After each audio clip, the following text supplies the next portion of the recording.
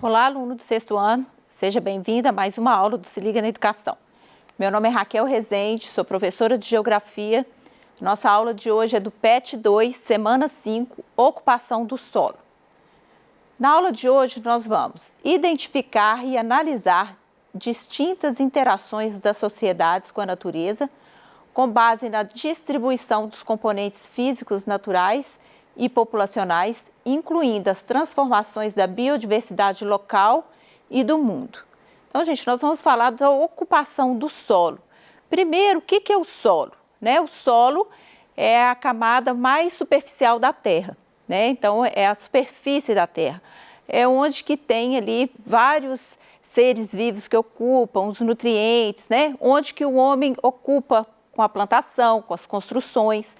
Então, a gente vai falar primeiro da ocupação do solo na agricultura, no cultivo de alimentos, Então, a atividade agrícola, ela provoca significativas mudanças na paisagem, como a gente vem falando nas aulas anteriores, Tanto na rural quanto na urbana, e ela estabelece diferentes formas de uso do solo, que variam conforme os elementos da natureza. Então, o solo, ele vai ser aproveitado de formas diferentes, num lugar de clima quente, num lugar de clima frio, num lugar mais de um terreno mais plano, ou então no lugar de serras, de montanhas, Então, vai depender de critérios para estar utilizando esse solo e ocupando. Então, aqui a gente tem algumas imagens mostrando como que é esse uso do solo na agricultura, Então, pode ser utilizando técnicas mais avançadas, Aqui a gente tem uma estufa, por exemplo, que é uma prática usada numa agricultura, onde que, por causa do clima, tem que manter a temperatura de determinados lugares e usa-se, então, a técnica da estufa. Máquinas agrícolas na agricultura moderna e técnicas rudimentares ainda em agricultura familiar. Cada uma dessas práticas agrícolas ocupa o solo de forma diferente. Então, aqui a gente tem algumas técnicas que são usadas na agricultura que facilitam a produção do cultivo de alimentos utilizando essas técnicas. Então, a gente vai ter aqui a rotação de terras, ou também chamada de rotação de culturas. Como que é feita essa técnica? Usa uma rotação, uma mudança de cultivo em determinada área. Por exemplo, planta-se, numa área planta-se o feijão e outra área planta o milho. No ano seguinte, faz uma rotação, onde que plantou o milho vai plantar o feijão, onde que plantou o feijão vai plantar o milho.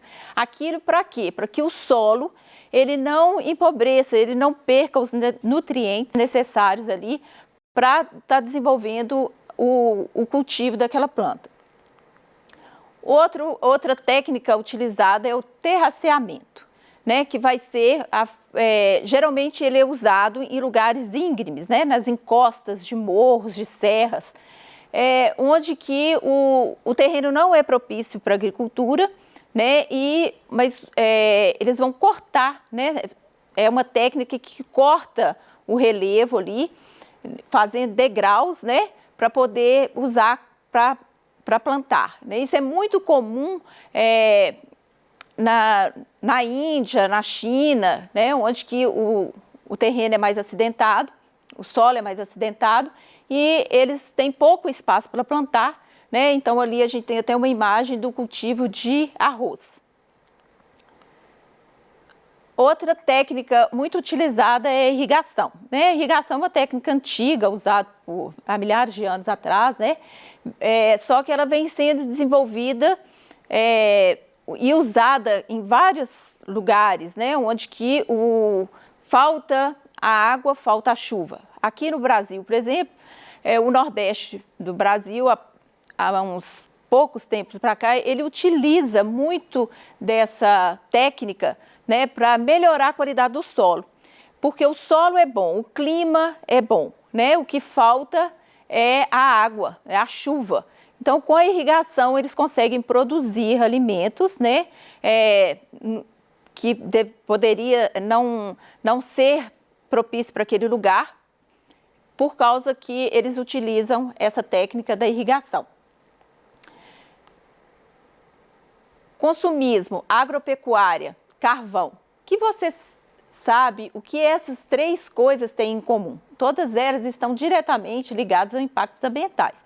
Então, gente, a utilização do solo, se ele não for correto, né, se as técnicas usadas ali elas forem feitas de modo inadequado, o solo ele vai ser prejudicado. Então, as principais atividades que causam impactos, principalmente no solo, né, vai ser construção civil, a mineração, agricultura, indústria, o transporte, exploração florestal, produção de energia. Tem algumas atividades econômicas que elas impactam mais, pelo menos aos nossos olhos, né? Como na mineração, por exemplo, né? A gente vê aí uma área de mineração, a gente percebe o impacto que é aquela atividade naquele solo, naquele lugar, né? O que é a mineração? É retirada de recursos minerais do solo. Então, muitas vezes, tem que fazer uma cratera para retirar ali o minério, aqui no nosso caso, né, de Minas Gerais, o minério de ferro. Então, o impacto é muito grande, mas tem algumas atividades que o impacto não é muito visível, como na agricultura, que a gente vai falar de alguns problemas do uso do solo também na agricultura. Então, aqui a gente tem, né, essas atividades aí que impactam o solo, né? Então, a gente vai ter a construção civil. Quando a gente vai construir uma ponte, um edifício, né, a primeira análise que tem que ser feita é a análise do solo. Se aquele solo ali, ele aguenta, né, aquela construção. Eu não vou construir uma casa num terreno arenoso, por exemplo, que ela não vai, ou então num lugar que é muito úmido, né, que ela vai acabar cedendo. Então, ali a mineração, né, que causa impactos muito sérios no solo, o transporte, né, construção de estradas, a usina hidrelétrica, né, que alaga para a gente ter a usina, para a gente tem que represar uma área muito grande, acaba alagando uma grande quantidade de solo, e ali a agricultura. Então, a degradação dos solos, técnicas inadequadas de uso do solo, desmatamento, irrigação sem os devidos cuidados, poluição por agrotóxicos, erosões, são alguns dos problemas responsáveis pela degradação do solo. Então, a gente vai falar um pouquinho de cada um desses aqui. O desmatamento, né? Além da exploração da madeira, as atividades agropecuárias são responsáveis por grande parte do desmatamento do planeta. Atualmente, muitas florestas e outros tipos de vegetação se encontram ameaçados pela expansão dos pastos e das plantações. Então, gente, o desmatamento é o primeiro impacto, né, para a agricultura, para a pecuária. E muitas vezes o solo daquele lugar ali, ele não é um solo fértil. Então, com o tempo, ele vai empobrecendo e ele chega até a ficar né, infértil, virando até, às vezes, até o fenômeno aí da desertificação. Aqui no nosso caso, por exemplo, né, nós tivemos o desmatamento quase que total da Mata Atlântica, que é a mata que está no litoral do Brasil, né, o pouquinho que resta hoje estão em reservas, e a floresta amazônica, que é uma área aí, né, de uma das poucas florestas originais que ainda tem no mundo, ameaçada também por essa expansão da agropecuária. Então, aqui a gente tem uma imagem, né, do desmatamento. E o desmatamento também ele causa o quê? Né? Extinção de fauna e flora e o empobrecimento do solo.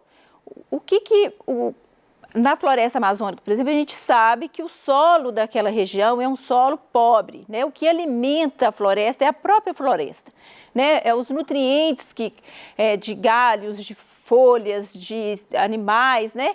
Que vão fazendo a matéria orgânica do solo ali. Então, se retirar aquela vegetação, com o tempo, aquele lugar onde que hoje tem a maior floresta do mundo, pode não ter uma vegetação tão densa e tão exuberante quanto a da floresta. As queimadas, né? A queimada também é um problema. Aqui, por exemplo, no Brasil, a gente herdou isso lá dos índios, né? Da época dos índios ainda. que é a queima, a limpa do terreno, né, de onde que vai cultivar ali, onde que vai plantar, é através da queimada. Coloca fogo, muitas vezes sem controle, né, o que vai causar aí empobrecimento do solo. Se aquilo, a queimada for recorrente no solo, né, vai queimar também, vai destruir os micro-organismos, né, os nutrientes do solo, e o solo vai empobrecer, causando aí até erosões e outros problemas no solo. Aqui a gente tem uma imagem de queimadas que é muito comum, né, no Brasil, cada vez mais recorrente, principalmente agora, né, na época da seca, começando em agosto até outubro, mais ou menos, a gente tem muitas queimadas no Brasil. Os agrotóxicos, o uso do agrotóxico. O que é o agrotóxico? O nome já fala, né? Produtos químicos usados na agricultura. Para que ele serve? Ele serve para controlar ervas daninhas, os insetos, as bactérias, os fungos, ou seja, para aumentar e melhorar a produção. Então, o Brasil também hoje é um dos países que mais utiliza agrotóxicos, né? E esses produtos, eles acabam contaminando o solo, que acaba contaminando também o lençol freático, a água, né, que a gente consome.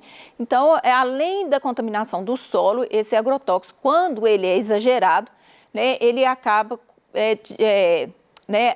chegando na poluição das águas. Então, aqui uma imagem, né, ele é tão tóxico, né, que as pessoas estão todas vestidas para evitar a contaminação. Outra técnica é a irrigação. Quando a irrigação ela é feita de modo inadequado, ela é prejudicial para o solo, né? O solo fica alagado, ele fica com uma quantidade de água que não é o necessário para ele. Então, também acaba destruindo ali os nutrientes do solo. Então, a irrigação, alagamento e encharcamento de áreas de cultivo, como consequência do uso de técnicas inadequadas. E também a eutrofização, ou seja, o acúmulo de fertilizante nos rios que abastecem as áreas de plantação. Então, aqui a gente tem uma imagem também da irrigação, né, que nas grandes propriedades aí é uma irrigação bem controlada, mas muitas vezes usa-se exageradamente a quantidade de água, né, o que vai prejudicar o solo também. Então, gente, a solução para muitos desses problemas do solo seria a agricultura orgânica, né, que está muito falado, né, e difundido hoje. A gente está consumindo os alimentos orgânicos, né? Então, geralmente são essa produção orgânica, ela é feita pelos pequenos agricultores, né? E eles não utilizam agrotóxicos, nem fertilizantes, né? Eles preferem usar os adubos orgânicos, né? E fazem o uso racional da água. Além de estar produzindo conforme a época, né? A época é de frutas, por exemplo, de verão, então vai produzir frutas de verão, né? Está no inverno, vai produzir frutas que é do inverno, né? Então, isso daí ajuda a manutenção do solo. Então, aqui uma imagem de uma agricultura orgânica, né? E agora a gente vai falar sobre o uso do solo urbano, que é também nas cidades, como que os solos são ocupados, né? Então, no Brasil, entre outros países, parte da população tem suas moradias construídas nas chamadas áreas de riscos. Nas cidades, em geral, a construção de moradias, o calçamento, o asfalto das ruas impermeabilizam a superfície, o que dificulta a infiltração da água do solo. A gente sabe que hoje a maioria da população vive em centros urbanos, vive nas cidades, né? Tem lugares aí que até 90% da população vive em cidades. E esse concreto, esse asfalto, essas construções, elas acabam impermeabilizando o solo. Muitas vezes também fazendo uso incorreto desse solo, quando a gente vai ter aí falta de vegetação no centro das cidades, né? A gente vai ter casas construídas em lugares íngremes, tira a vegetação daquele lugar ali, né? E constrói-se, vai causar um problema ambiental, urbano, que é o deslizamento também que a gente vai estar falando. Então, a gente vai falar aí sobre as ilhas de calor, que é um fenômeno urbano causado pela falta de vegetação. Quando se retira muita vegetação, os centros das cidades, eles são, às vezes, a temperatura é às vezes até 10 graus mais quente do que nas áreas vizinhas. Isso porque o asfalto, o concreto, ele não deixa, torna-se o clima mais quente naquele lugar. Então, as aglomerações urbanas em que há poucas áreas com vegetação em geral, ocorre maior aquecimento da camada de ar mais próxima ao solo. Os centros urbanos, então, chegam a apresentar diferenças de até 10 graus em relação às áreas vizinhas. Hoje a gente ouve muito falar também das cidades sustentáveis, né? Uma das características das cidades sustentáveis é a utilização do solo dessas cidades, né?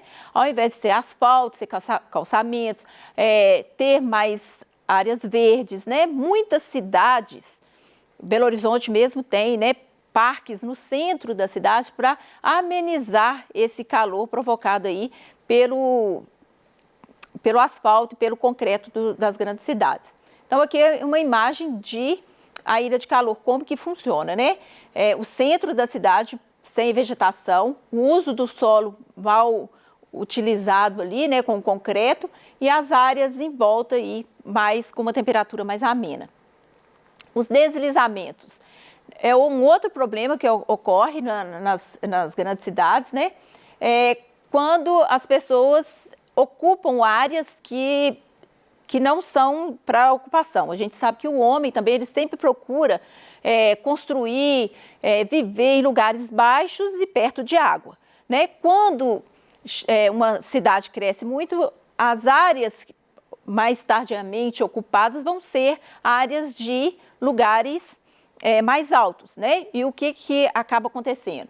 Os deslizamentos, que é um problema também dos grandes centros urbanos. Tirou a vegetação, o solo, ele não consegue ficar firme naquele lugar, né? E ele acaba, quando é época das chuvas, esses morros, o terreno acaba deslizando.